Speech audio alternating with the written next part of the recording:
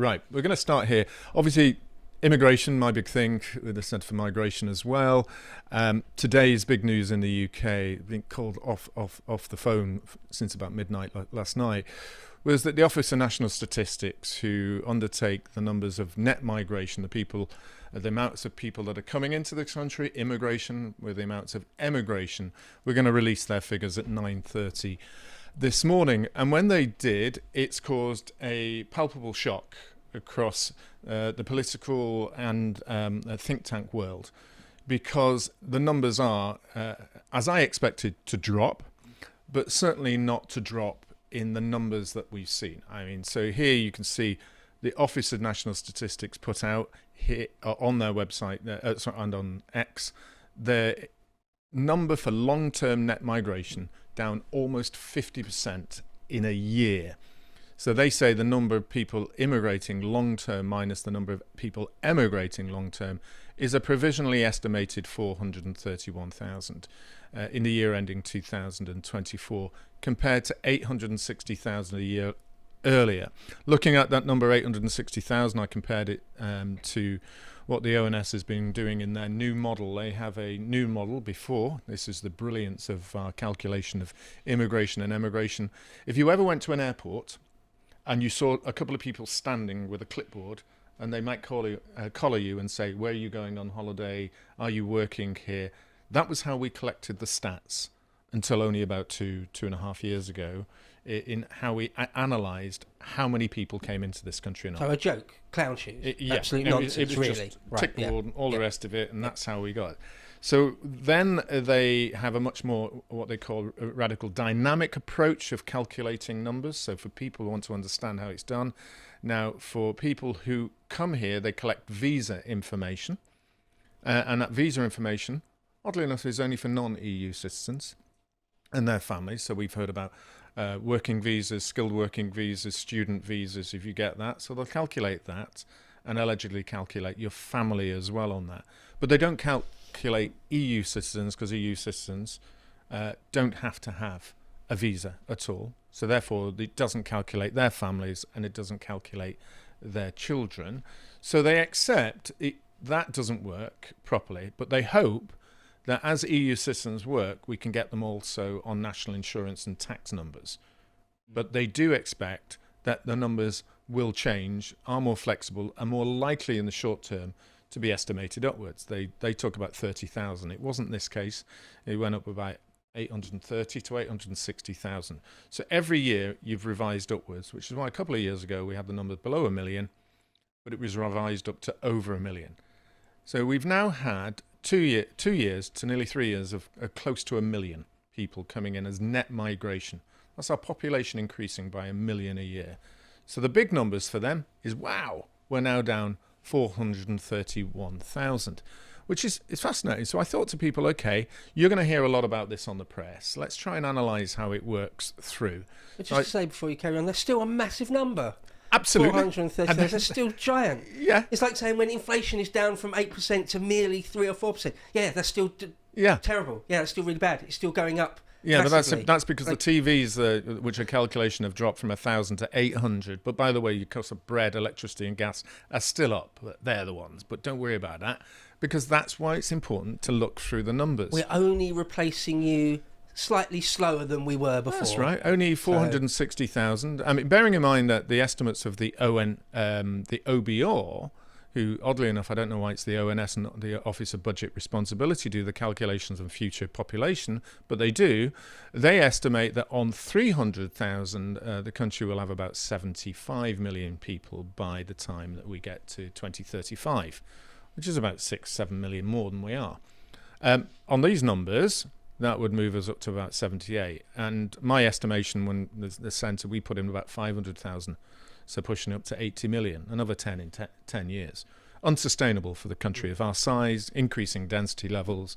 And disastrous, catastrophic. Catastrophic in so many ways. I'm now looking at research on the levels of depression and mental health illnesses that rise as populations rise due to density, and the enormous numbers of studies that have come through that. Once I finish that, I'll put that out here first, I think, because that's really quite big. So you're right. That's the first thing to pick up. it's still 400, still 400 odd thousand people, 430,000 coming here. And they love this graph so far. I've seen a few Labour MPs looking at that. Look, we're here. This is in charge now. We're bringing immigration down. That's what you wanted, isn't it? So they come out. The issue, they're saying, is driven by a fall in immigration from non-EU nationals, with reductions in people arriving on work and study-related visas. It's interesting enough, there has been a reduction in the work and study visas, but the point they put here is an increase in emigration driven by people who came on student visas after the coronavirus pandemic, now leaving the UK. I found that a little bit interesting. I've got to look into these numbers a bit more, because the student numbers don't seem as big a fall as they're projecting. But that is where they're looking at the categories. The 4 categories are students, work, and then you've got a kind of blank category of anyone that includes people coming over on pilgrimages, and then family reunion, which is normally the very big one. That's normally much bigger than people think, and that's the one that they can work on. So they're saying, look, we've got a massive fall in immigration numbers coming through, and I'm going to deal with that. Now, where's the massive fall in immigration? Take a look on the left. 948,000 people still came to the country last year. Nearly 1 million people came to the country. The only big difference over the last few years is that number has been over 1 million. It's been like 1.1, 1.2. And the number of people who have emigrated have been around 200. So we've had a bump of about 300,000, which I think is just a one-off bump due to potentially the COVID argument that the ONS is putting through. We're still getting 1 million a year. And that is the number that we need to be looking at, because that is the number that's going to drive the population growth. So I'm saying, okay, I'm maybe being a little bit aggressive by the use of the word scam. But what I want to say to people is be careful about looking at these numbers and assume that the government is on your side because numbers are falling. It's not necessarily numbers. I think this could be just a one-off related, or maybe even a 2-quarter or 3-quarter, because the way they analyze it is every quarter. So you need to be quite smart to break it back and say, these are the figures for December 24 compared to December 23. But actually, where we've come out today is they're looking at September numbers and June numbers of every year, the quarter. So you have to try and work it backwards to a year. Otherwise, it'd look a lot bigger. And that's what they like to trick you on. It's a classic thing that governments do, or rather, probably more likely is Whitehall do, or Whitehall do at the behest of governments. I remember it was one of my first introductions to the reality of politics when I was a kid still, in the John Major era, when the hot topics at the time was unemployment. Yeah. And it would just be clear that they would just play statistical games.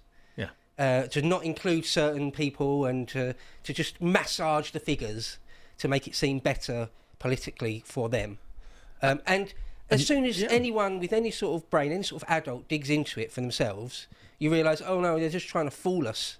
They're hoping we won't look past the headline, their headline. Yeah. The reality is there's still the best part of 1 million people coming in. Well, that's the issue. Yeah, I mean, it's funny you talked about the people doing the interviews and collecting the data that way.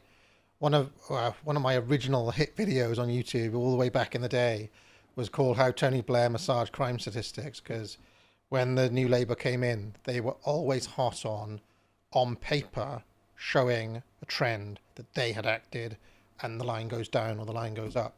And one of the things they did is they changed the way that crime statistically was recorded from actual crimes to victim interviews, which are then aggregated almost like you do the TV data. Yeah. And so when you're looking at historical crime stats, you have to understand that when the Blair government came in, they changed how they did it. So then it looks on paper that the crime goes down. When I drilled into those numbers, I was like, hold on a second, more crime was committed than ever before in the 2000s. Yes. And also, does the country feel safer in 2010 than it did in 2000? No. So it was purely this trick of the data.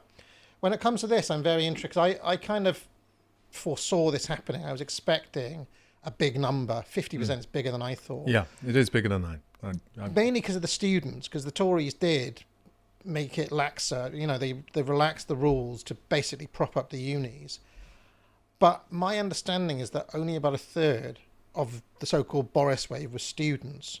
So have we figured out how they're getting the 50% drop? Well, this is where I'm going to come into, and I've done a brief analysis. I was up, quite early, 6ish this morning, trying to prepare the ground for this, so that not only could I do this, but get something out on CMEP as well.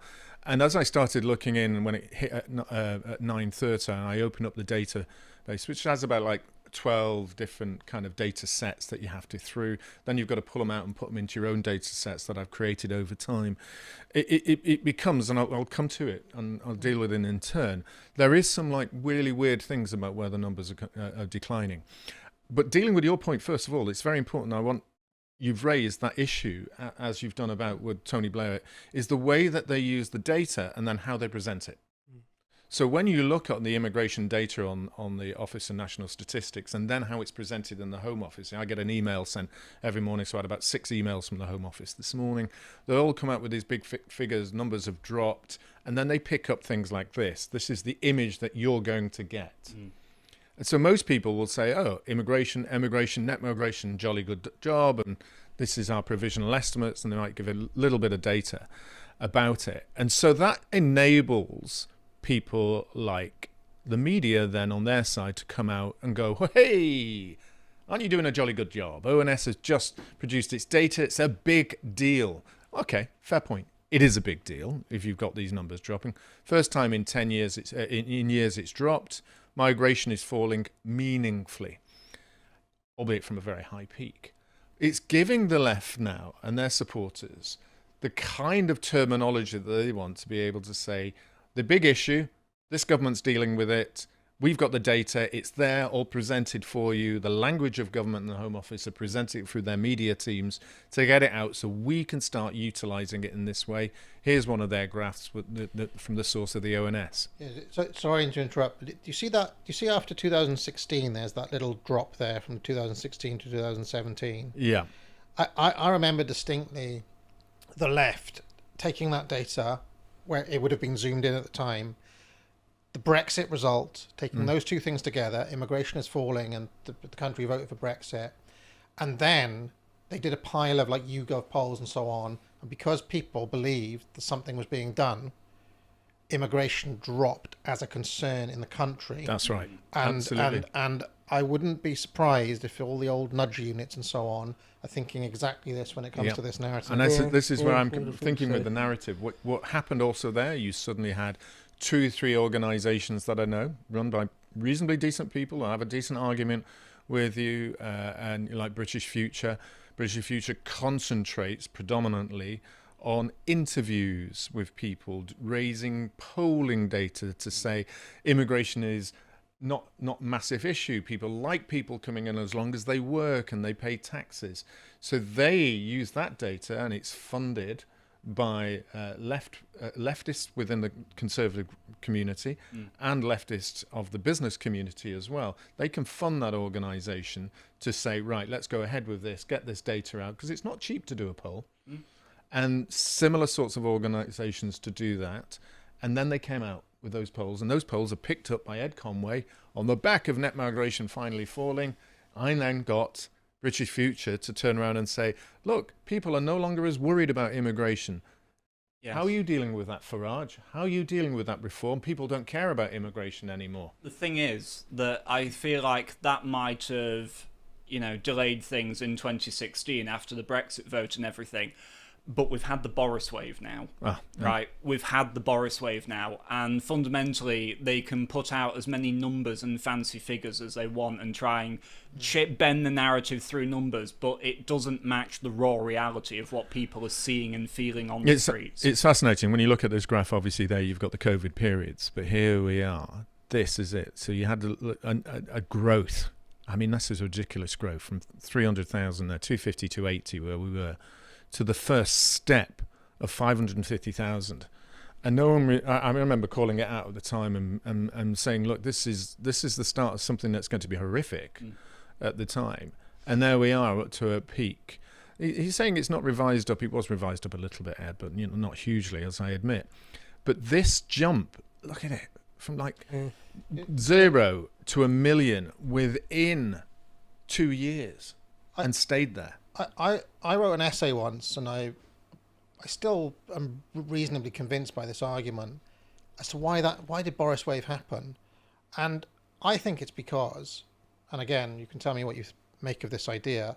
They printed off so much money during COVID, and unlike quantitative easing, which was put on the asset balance sheets of Goldman Sachs and the financial firms and so on, so it never reached the real economy. COVID printing through furlough reached the real economy, the M0 money supply, right? So that meant that there was excess money in the economy. Yeah. So one theory, which is still the only rational explanation for this, or there is another one which we can talk about, is that basically this was human quantitative easing. They imported this number of people to be here to soak up the excess money so we didn't get runaway inflation. Because even if you're a student, you still have to buy lunch, you still have to spend money on stuff, and as long as they're spending that money, you don't get a massive adjustment between the money supply and the supply of all the goods in there. I think that's really interesting. I hadn't really put it in terms of that, how it connected into the growth and GDP argument that the Treasury consistently put out, is that after COVID we were declining in GDP. Our numbers in percentage terms to our fellow competitors, G7, G10, very dangerous for us to drop out of the top tier, because that has a knock-on impact with the markets. The markets say if you're out of that level, then suddenly your bonds are going to cost more. Interest rates will go up. Inflation will rise because of that. So it's really a push by the Treasury to make sure we're always high on GDP. And one way is obviously bringing human capital on that. The second is why I think there was a huge fear that after COVID, lots of people in their 50s and onwards were saying, I'm not going to go work anymore. I don't want to deal with woke anymore. I've seen my life potentially could die. So therefore, they were staying at home. If you remember that concern. So big corporate employers were pleading with Boris, pleading with Priti Patel to open the floodgates, because we'd have no baristas, we'd have no drivers for DHL, we'd have no one coming into the hospitals and nurses. But actually, having looked at that, maybe that was an aside issue that fitted alongside the economic arguments. And I might have to look into that a little bit more. I'm conscious of time. The other thing, though, is that possibly without Boris wave, the university sector may have collapsed as well after COVID. The other thing, just to very quickly, Stephen, I mean, that may be the case what you've described there. I feel like it was more the case that Boris answered to other people like Biden or Biden's controllers, people like the cabal that runs the EU, Schwab, all sorts of big companies that just want cheap labour. Yeah. He actually answers to them, and they wanted 1 million new people a year. Well, and that's it. It was less to do with sort of quite an elegant but complicated description there. I feel like they just said, we just need loads and loads of cheap labour, and screw the fabric of society and screw the native Brits. You've got to understand the power. I feel like it's just that. You've got to understand the power of the investment banks. I worked in hedge funds. I was a hedge fund lawyers. I ran the Hedge Fund Lawyers Association for a couple of years. Hedge funds have power, that's true, but not as much power in terms of the way that you look at debt and interest rates and the control as a foreign policy instrument for the United States as well. But also, most of those, including the big hedge funds, are investing in these large corporate companies. So people are talking about BlackRock at the moment having secret meetings, or meetings that are not so secret, but you can't get to know what they talked about with Keir Starmer, investing in energy companies, investing in solar panels, investing in land companies that want to build on farmlands. All of them are saying, look, you've got an economy that's falling, that's going to impact our bonds.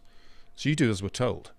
And that fear with the power of the Treasury is enough what drove Liz Truss out. She was about to try and change things in a way that I preferred. And anyone who wants to do that will get up against those two big elements. I'm just going to run through quickly because I'm very conscious of the time that we got here. Even the Migration Observatory, I like Marion Sumption. She's fairly sensible. She sits on the Migration Advisory Committee, admits that this is fairly big in terms of a fall, and it comes out here New migration, big news from Georgia Stern. They're going to summarise the key takeaways. That's worth a read if you want to go and have a look at that.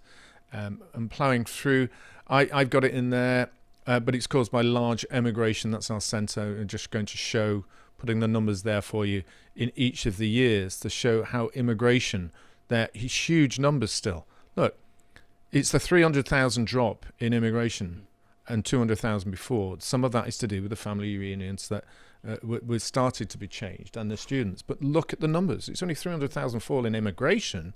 So therefore, the emigration number will have an excessive impact on net immigration. Now, I think I've done another one there for people to have a quick look at. I think there, emigration is the biggest fall by country. This is where we go to your point. I've now tried to drill into the emigration numbers. How do you get the students? How do you get those who are leaving? And when you get at the emigration category, the big countries who are emigrating are really India and China. This comes to your student point. Most of them is a combination of student and work. 54,000 Indians and 45,000 Chinese. Nigerians, oddly enough, 15,000. I think they're solely related to the scam that was created by Priti Patel on student visas, that you could come here and maybe they're the ones going. But I calculated this as it was like the top 10. It's only 147,000 emigration from the top 10 countries.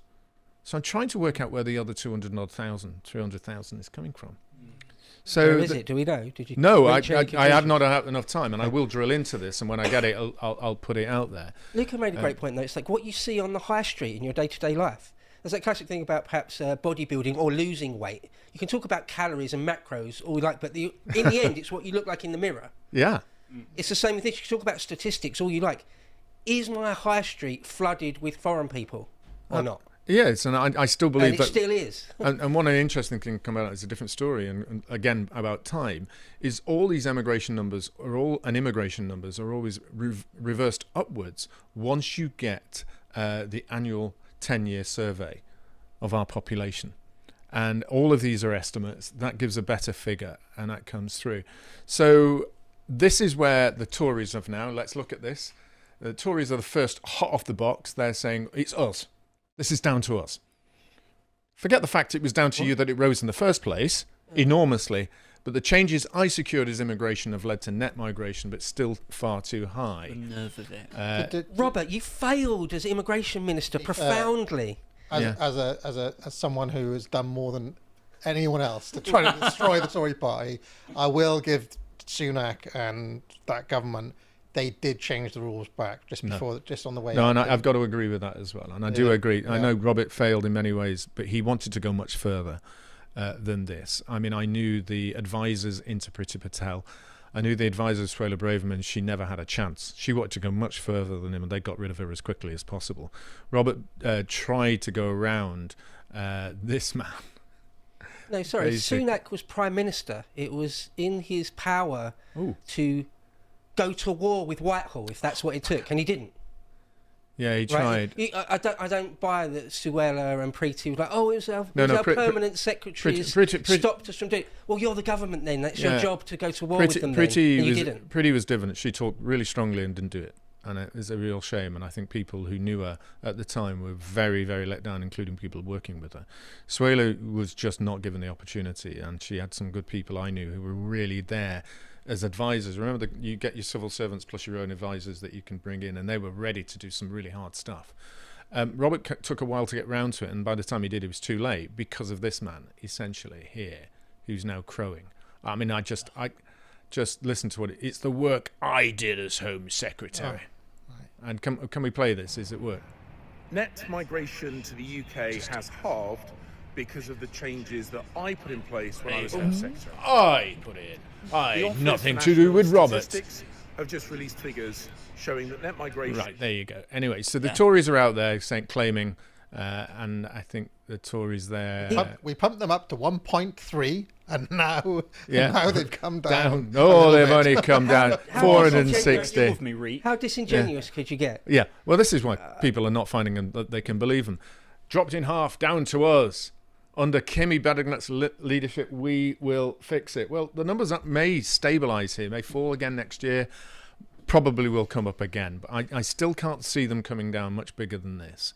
Matt Goodwin talks about the opportunity recent years, but 100,000 higher than when people voted for Brexit. Very true. That's today. It's actually about 130,000. Meanwhile, back on planet Earth. This is what people are seeing every day. They might see a fall in numbers. Paedophiles we can't deport to Pakistan, migrant dinghy being forced to avoid more channel migrant boats, which are up 32% compared to last year. So I expect about 50 to 55,000 coming across on the channel route. But also the numbers coming on the backs of lorries are rising again. They've always been 1 to 2, but they're now saying, well, we'll come across as well, because actually some people, smugglers, are charging too much. So they're going for a cheaper route on the backs of lorries or underneath them. So they're going to rise. Interesting here, back again, a quarter of Birmingham now out of work, who are a Manchester booming employers desperate for staff. Yet 1 in 5 on the dole, mainly about people who are non-UK citizens. Although he doesn't want to use those numbers, if Fraser Nelson. He's just talking about unemployment. But we've already realised that most of these unemployed now are coming from foreign countries. Fraser Nelson is a fifth columnist, as simple as that. Yeah. I'm sorry, if May, Johnson and Sunak wanted to profoundly lower immigration, there's a whole number of things they could have done. Yeah. Not increase it, number one. Yeah. But this idea that they were just 2. hamstrung by Whitehall, well, no, it's the job then of government to take Whitehall by the scruff of the neck. I agree. It, and they didn't do that. Yeah. James Cleverly, are you kidding me? No, he would be first prosecuted for treason in Bowes Britain. He's not the sort of individual that would want to attack the blob at all. I mean, he's looking for his knighthood, or he's looking for a membership of the House of Lords, which means he's got to tick along doing as he's told.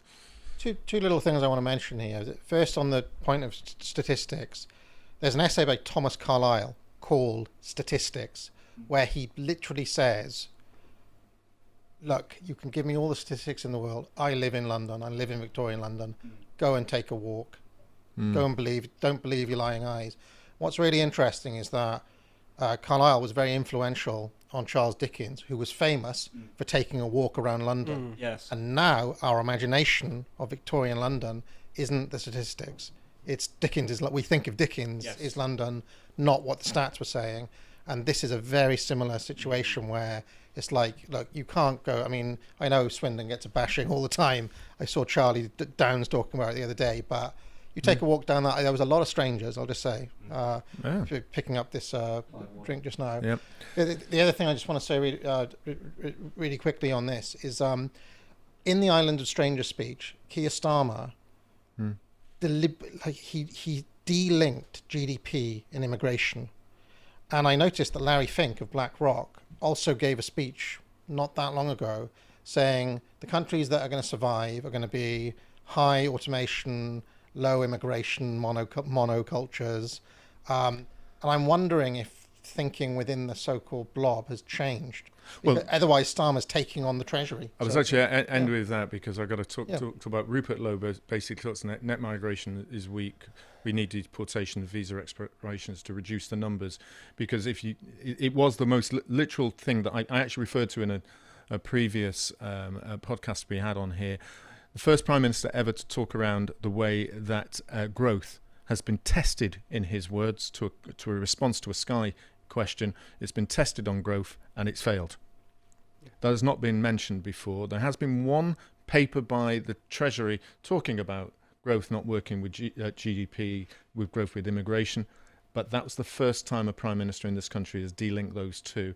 I've raised it, not many in the press have, and I'm glad you picked up on it as well, because I think it's fundamental. Yeah, we need not one more visa and a system of mass remigration so that the numbers gross or net come down or in minuses. Well, yeah, that would be useful. To the tune of hundreds of thousands year on year. That's what we need. And that's what Rupert and others are now advocating. And how long will be before that becomes a part of normal political agendas? We've been complaining about what appears to be the intentional degradation of our educational system for years now. If you went through the state school system in the UK, as I did, you will know exactly what I mean. Just listen to the man in the street interviews from the 1960s compared to those done now, and it is crystal clear that those people then have something that we don't have now. Put simply, we're being dumbed down by the powers that be on purpose, but we don't have to accept this perpetual lowering of standards. We are still a free people, and it's time to do something about it. This is why we have created courses.lotuseaters.com, a platform on which we are now offering courses which are tailor-made to reconstruct the education that has been denied to us. The first course we have available is Dr. Nima Parvini's Excellent Trivium, a tripartite course consisting of logic, grammar, and rhetoric, which is the foundation and backbone of a classical education. This course will make you a better writer, speaker, and thinker, and it used to be that every 12-year-old in the country would take it. Personally, I will be doing this course with my own children to ensure they get the benefits of it for their whole lives, but it's never too late to do it, and I really think you should. We will also be producing many other courses in the future on subjects which are not topics of idle interest, but which instead will level you up as a person and make you more effective in the real world. I want to be clear, these are not YouTube videos. They are university-level lectures and coursework with a test at the end to which you will have to apply yourself. In these, we are not offering you an easy life. We are offering you the foundations of what you will need to be a part of the ascent of our civilization out of the hole that was dug for us. They are not easy, but they are rewarding. They are an investment in yourself that will provide you with skills that you will use for the rest of your life. Courses.lotuseaters.com. We will see you there.